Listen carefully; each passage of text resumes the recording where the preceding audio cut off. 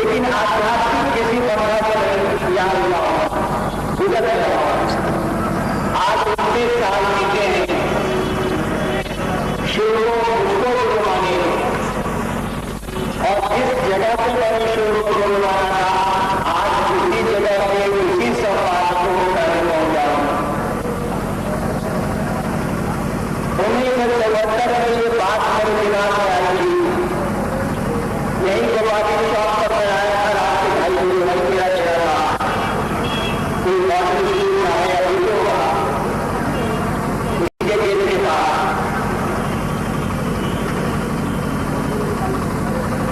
और मेरे दिमाग में ये बात आई थी कि गुरुओं से मुझको परिणाम नहीं मिले। 13 साल से मैं प्रशांत की साधना से जुड़ा रहा था, और 1974 में मैंने पाया कि जो साधना की पद्धति मुझको मिली, जो योग की पद्धति मुझको मिली, मैं करता क्या था कि दिन में योग की साधना करता था और रात में अघोर साधनाएं करता था। तो योग की साधना में जो प्याज लहसुन की खाना बना, तो मैं प्याज लहसुन की नहीं खाता था। यानी 13-14 साल तक मैंने प्याज लहसुन की नहीं खाया, लेकिन रात में अघोर साधनाएं करता था। घोर साधनाएं कहिए, अघोर तो नहीं कहिए, सही लफ्ज तो वही है।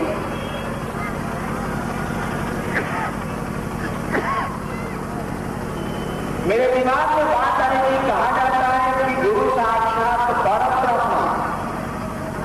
हम लोगों ने बचपन में पढ़ा था कि गुरु ब्रह्मा गुरु विष्णु गुरुदेवो महेश्वर। गुरु साक्षात परब्रह्म यानी गुरु ब्रह्मा है, गुरु विष्णु है, गुरु महेश्वर है, गुरु साक्षात ईश्वर है, परब्रह्म है। तो मेरे दिमाग में बात आई कि जब भक्ति के कोर्स में जो हमको गुरु उपलब्ध हुए, चाहा कुछ मिला कुछ,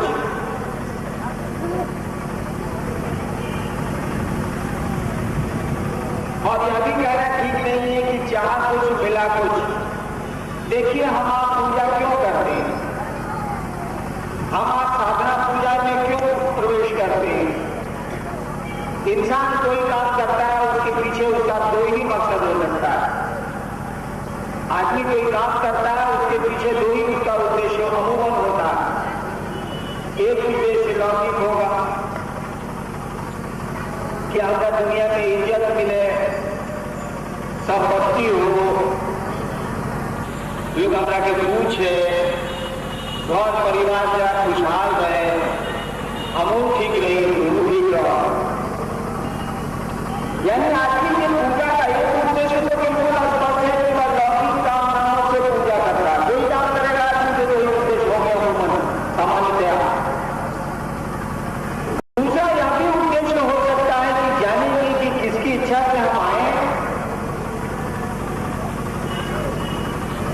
मेरे सामने मेरे पिता चले गए, मेरे सामने मेरे दादा चले गए, तो उनको के सामने उनके पुत्र उनकी संतान चली जाती है। हो सकता है वो आदमी इस बात पर विचार करे कि लोग कहां चले जाते हैं, हम आए कहां काहे के लिए, कहां से आए, किसकी इच्छा से आए? अपनी इच्छा से तो हम आप नहीं आए, माँ बाप की इच्छा से हम आप नहीं आए। अगर माँ बाप की इच्छा से आते तो चलिए आपको मैं दिखलाता हूं कि संतान के लिए मनौतियां मांगी जा रही है और संतान नहीं है लोगों को। माता पिता माध्यम हो सकते हैं, स्रोत नहीं है। हम आए किसकी इच्छा से? अपनी इच्छा से तो आए नहीं है, अपनी इच्छा से हम आप रहेंगे नहीं, कोई नहीं रहा है। तो चलो इस पर भी खोज करते हैं, इसको भी जानते हैं कि कहां से आए और कहां से जाएंगे हम। यानी आदमी के किसी भी काम का भी मकसद होता है लौकिक, अन्यथा पारलौकिक। पूछेगा कि मैं 8वीं क्लास में 1961 से अस्पताल क्यों जाता था। एक ऐसे पिता का लड़का था जो बिहार सरकार में अच्छे पदाधिकारी थे और कोई उसको कष्ट नहीं था खाने पीने रहने का, सारी व्यवस्था थी, गाड़ी से लेके सब कुछ था मुझको बचपन से, तब मैं अस्पताल क्यों जाता था।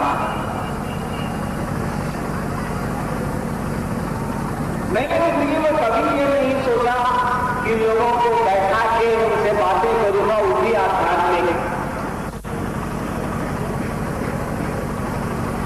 मेरा कभी जिंदगी में यह मकसद नहीं था कि आप बैठ के सुनेंगे और मैं बोलूंगा। मैंने साधना ही शुरू की थी बिल्कुल लौकिक कारणों से, चमत्कार सीखने के लिए।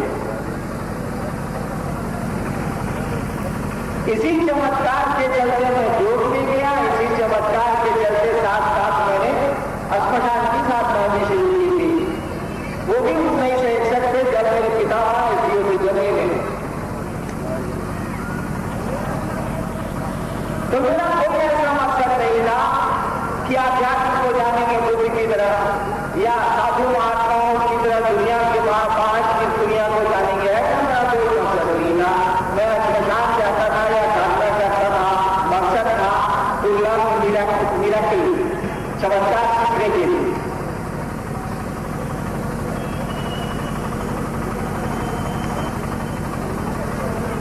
चमत्कार सीखते सीखते मेरा मालूम कि मेरे साथ भी चमत्कार हो गया। एक आदमी दूसरे को तैरना सिखलाने ले गया नदी में, खुद ही एक दिन डूब गया। मेरे साथ वही स्थिति थी। मैं गया था चमत्कार सीखने के लिए और बड़े लगन से गया था। वैसे भी आदमी का स्वभाव होना चाहिए कि जो काम करे ईमानदारी से करे और तन्मयता से करे, तभी नहीं कुछ परिणाम आएंगे, अच्छे आए या गलत आए।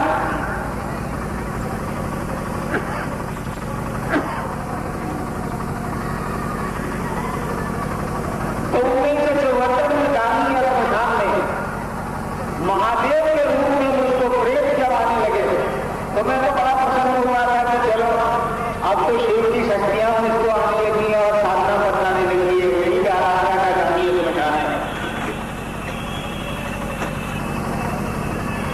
लेकिन सियार शेर की खान होने के कितने दिन तक शेर बना रहेगा। कोई आदमी दिख रहूं आपको बढ़िया बढ़िया बात कहे और आपके साथ रहे, अरे 2 वर्षों में तो आप जान ही जाएंगे। बात ये बढ़िया बात बोल रहा है, आदमी भलाई कभी ना नहीं जानिएगा, साथ रहिएगा, तो के हाथों से तो पकड़ ही लीजिएगा। बोलने से क्या होगा। और एक दिन महादेव के रूप में आए लोगों ने साबित कर दिया कि वो काले महात्रे हैं अपने आचरण से, और उसको बड़ा दुख हुआ। और बहुत दुखी मन से गांधी अस्पताल से मैं डेरे लौटा था। 2-2:30 बजे रात की बात है, नवंबर का महीना था, अभी भी तो नवंबर का महीना, नवंबर का महीना, यही महीना। और मेरे मन में एक बात आई थी, मेरा मन बहुत विक्षिप्त हो गया था। आपको जो बुद्धि नहीं हो सकती है ना, कहा जरा कि जूता पहनने वाला पूछेगा कि काठी कितना बड़ा था, तो बोला मैं शुरू हो गया।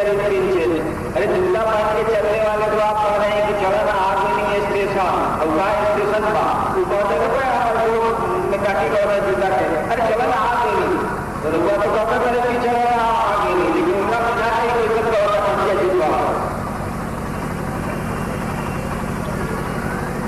और मेरे मन में उसी क्षण भगवान को गुरु मान लिया। जैसे मन में मेरे बात आई कि गुरु भगवान होता है तो भगवान गुरु का ही नहीं है, मेरे मन ने उसी क्षण भगवान को गुरु मान लिया। भगवान जिसको मैं समझता था उस समय, वो हम समझेंगे वही न करेंगे।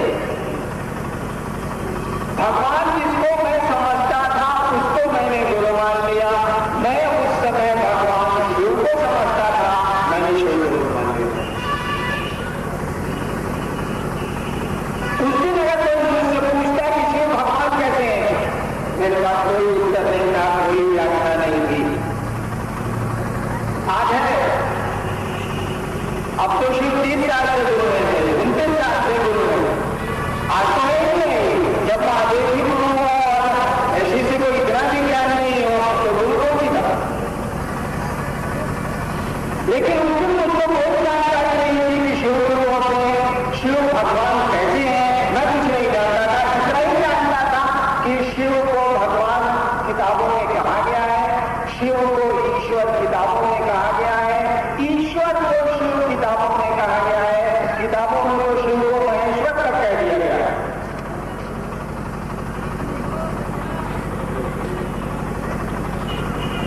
मैंने शिव को गुरु मान लिया था।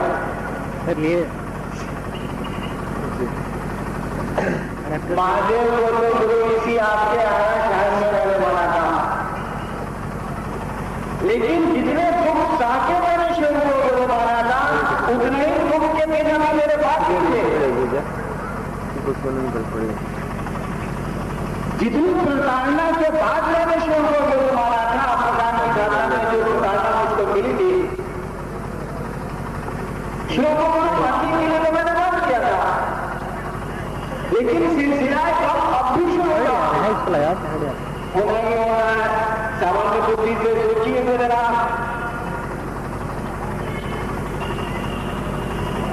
जैसे मैंने शिव को गुरु माना तो उनकी साधना बंद कर दी। जब गुरु बदल गया तो फिर गुरु की साधना क्या करनी है? नियम तो यही है, स्कूल से कहीं हाई स्कूल में, मिडिल स्कूल से कहीं हाई स्कूल में, तब निकलो कहते हैं। हम लोग जब बच्चे थे तो पिताजी कहा करते थे परीक्षा खत्म हो गई, हम लोग भाव निकाल रहे हो गई तो पंडित हो गई। अरे कम से कम परीक्षा की तो उलट के हिसाब बनाओ, जाकर पढ़ो। हम लोग की बात होती है, छोड़ दिया तो छोड़ दिया, अब नया क्लास नई किताबें नया पाठ मान जा रहे।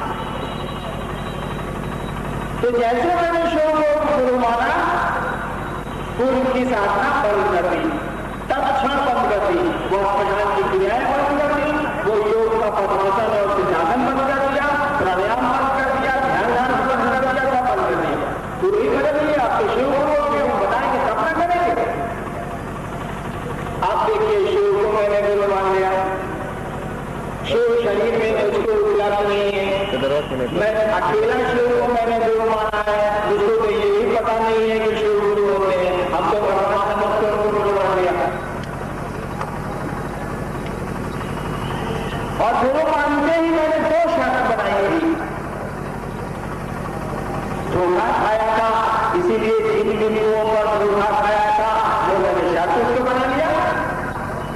मैंने कहा कि आसमान से आप उतरेंगे किसी रूप में तो मैं आपसे कुछ नहीं सीखूंगा। प्रशांत में तो शिव के रूप में मैंने देखा ही था, मैंने कहा कि आसमान से किसी रूप में आप आएंगे, मैं आपसे कुछ नहीं सीखूंगा। आपकी पर किसी रूप में आएंगे आदमी के रूप में तो भी मैं आपसे कुछ नहीं सीखूंगा, क्योंकि धरती के रूप में मेरे गुरु थे। आप देखिए समस्या कहाँ खड़ी हो रही। शिव शरीर में हमको आपको उपलब्ध नहीं है। 13 साल की साधना मैंने छोड़ी है, वो आदत मुझको जवाब कर रही है। श्मशान के संगी साथी अब मुझको परेशान कर रहे हैं, जो आसमानी है। जिन प्रेतों के साथ मैं रहता था उनका तो भोजन, उनकी तो साधना, उनकी प्रक्रिया तो मैंने बंद कर दी, क्योंकि शिव को मैंने गुरु मान लिया। अब उनकी साधना कैसे करेंगे आप? अब वो मेरे पीछे पड़ गए, यानी सिलसिला एकदम जारी हो गया।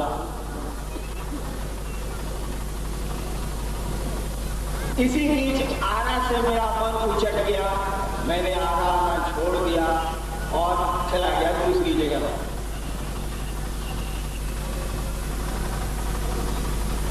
फिर ये स्थिति 6 महीना बीतते बीतते हो गई मुजफ्फरपुर में कि मैं घंटों बैठ के रोता था कि ये कहाँ फंस गए नहीं हो। मैं सिवान का रहने वाला हूँ, मैं यही सोचता था कि कहाँ फंस गए, इस पूजा पाठ में ना पड़े, लेकिन कोई धंधा किया। बाप भाई हमको खतरे पूछता है, कहाँ फंस गए। कि महादेव को कोई माना तो ये तो कुछ है नहीं। जब महादेव कुछ होगा तो इसके रूप में प्रेत आके उसको उल्लू बनाते हैं मकान में और जुलूम खाते। सुनते हैं कि वो भूतनाथ है और भूत उसके नाम पे आतंक करते हैं, उल्लू बनाते हैं लोगों को। अगर वो होता तो ऐसा नहीं करता था। यहाँ भी कुछ नहीं है, सब फालतू है। शिव को मैंने गुरु माना था अविश्वास में, शिव को मैंने गुरु माना था पूरी अश्रद्धा में। इसीलिए आप देखिएगा, मैंने शिक्षा अधूरी लिखी है, उसमें लिखा है कि गुरु से जुड़ने के लिए कोई श्रद्धा विश्वास की जरूरत नहीं है। हो तो ठीक, नहीं हो तब भी खूब चलेगा। भगवान से जुड़ने के लिए विश्वास श्रद्धा की जरूरत होगी, मुझको नहीं पता। लेकिन किसी गुरु सत्ता से जुड़ने के लिए किसी को विश्वास और श्रद्धा की जरूरत नहीं है। अगर होती तब तो हम लोगों का बच्चा कोई पढ़वे नहीं करेगा। आपके बच्चे जब पहली बार स्कूल जाते हैं तो दूसरे दिन कैसा बहाना करते हैं स्कूल से नहीं जाए, स्कूल जाने के लिए। मम्मी आज मेरा पेट दुखा रहा है, पापा आज माथा में दर्द है। बहुत बच्चा बोलेगा पापा कल छुट्टी है। झूठ बोल रहा हो, कल छुट्टी नहीं है, स्कूल जाने का मन नहीं है, पापा कल छुट्टी है स्कूल में। यानी उस बच्चे को कोई विश्वास अपने शिक्षक पर नहीं है, अपने विद्यालय पर नहीं है, कोई श्रद्धा नहीं है उसको अपने शिक्षक और अपने विद्यालय में। उसको अच्छा लगता है खेलना, उसको अच्छा लगता है क्रिकेट खाना, उसको अच्छा लगता है मम्मी पापा दीदी के साथ रहना। कहाँ विद्यार्थी, हम लोग विद्यार्थी थे, स्कूल जाते थे, स्कूल में मन लगता था 4-5 मिनट, 10 मिनट क्लास अगर नहीं हुआ, मास्टर बीमार पड़ गया, वो आनंद की बात नहीं होगा। लेकिन वह शिक्षक का ईमानदार है तो अपने उस छात्र को ज्ञानवान बनाता है कि नहीं बनाता, शैक्षणिक ज्ञान देता है कि नहीं देता। शिक्षक का काम ही है छात्र में पढ़ाई के प्रति प्रेम पैदा करें, अध्ययन के प्रति अभिरुचि पैदा करें। छात्र भी पढ़ने वाले विद्यार्थी, उसको केवल प्रेम पैदा होना चाहिए पढ़ने के प्रति।